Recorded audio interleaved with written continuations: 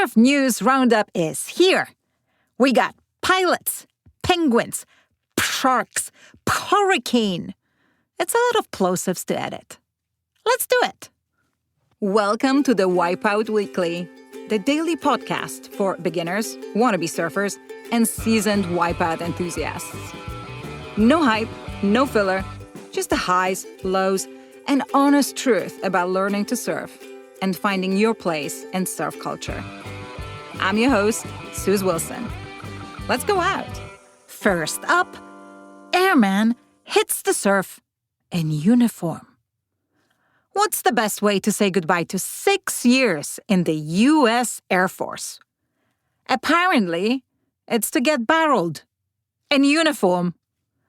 On his final day of service, Senior Airman Seyosi Soto paddled out at Sandy Beach on Oahu in full Air Force dress blues and caught waves on his bodyboard. Soto called this his freedom ride. And the whole thing was captured on video, complete with a soundtrack of Fortunate Son by Creedence Clearwater Revival. The only hitch? When the day came, he didn't have his own uniform, so he borrowed one from a friend. Good news? It washed well. What? A surfboard suffers a massive shark bite? A surfer at Cabarita Beach on Australia's east coast is lucky to be alive after a shark took a massive bite out of his board, almost snapping it in half, or maybe snapping it in half, but missing the rider entirely. The beach, located just north of Byron Bay, was quickly closed by local authorities. Photos from the scene show a textbook, Jaws-style chunk missing from the board.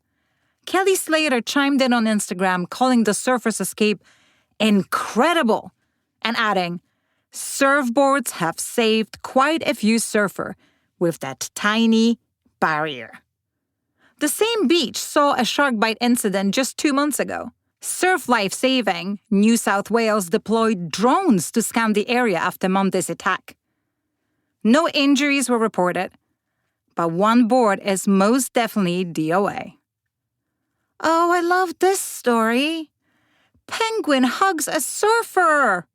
In a moment, straight out of Surf's Up, filmmaker Alan Van Geysen and a group of surfers were surprised by a surfing penguin during a session at North Howick Beach near Cape Town. The African penguin paddled into the lineup, jumped on boards, and hitched rides on surfers' backs. Hence the hugging. Renowned for capturing seals, whales, and sharks in places like Mentawais and Skeleton Bay, Van Geysen called it one of the most incredible wildlife experiences I've ever had. And lastly, 100-foot waves on the East Coast. Forecasters warned that Hurricane Erin, now a Category 1 storm headed toward the East Coast, could generate waves exceeding 100 feet in height. Those skeptics say they're unlikely without further intensification.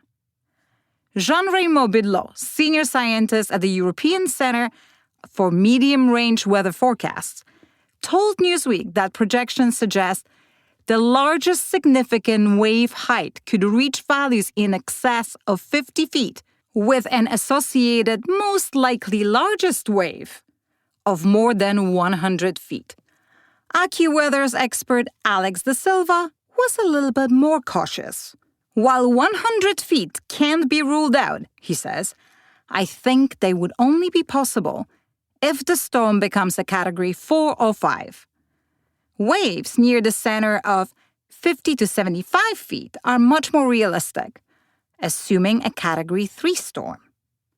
Still, local surfers are buzzing. One report captures riders cheering that Erin is primed to send big waves to our coastline. No one cares about warnings of dangerous rip currents and surging tides. Daily News summed it up best. Deadly surf ahead. And surfers are like, eh.